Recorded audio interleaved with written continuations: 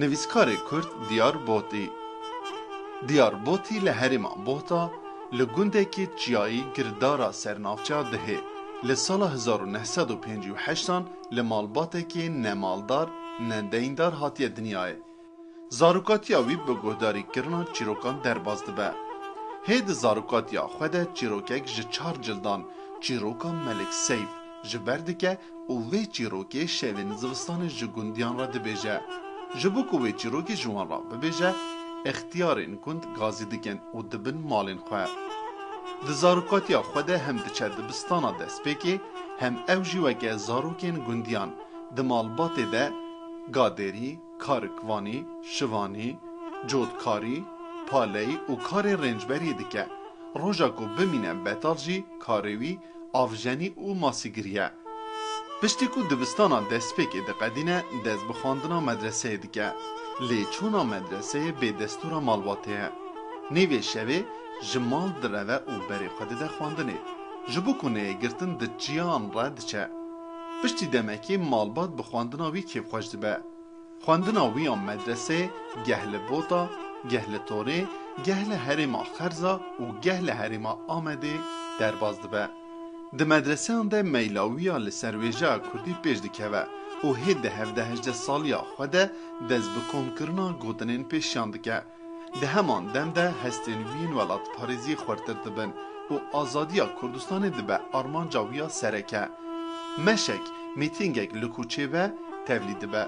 جبر و هلوستا خواه جهین مدرسان تی آویتن و جهین مدرسان جی تشتکی نادنه پشتی که خواندنا مدرسه ده قدینه دست به خواندنا دبستانا چاندی دیگه لوی دبستانه شورشگرین کردستان نازدکه و هلوستن وین ولات پاریزی خورتر دبن پشتی دبستانا چاندی لعدن و مرسینه دکار آوایان ده دخبته حتی دبه هستای دیواران پشتره دکوه ازمانان و دسازیه که دولتا ترک ده 6 سالان فرمانبریه دیگه لسال 1987 چند جاران تیگرتن و چند مهان دگرتی که هیدا دمینه سر سال 1988 ویج فرمانبری برده ده و با آوگ درویشی تولید تفگر آزادی دبه دوی خباتا خوده لهر 4 پارچه این کردستان خباته دیگه وی خباتا خواه للبنان و شامجی دومینه هر وها لکامپا کجبران یا نوینوا نوحد را مخموره دخباتا جواکی ده جی خواه دگره دوی پیواجوا خباتا خوده هم لسوریه هم لعراق ده زندان ده دمینه پشتره جبو دوماندنا خباتا خواه دربازی اروپا دبه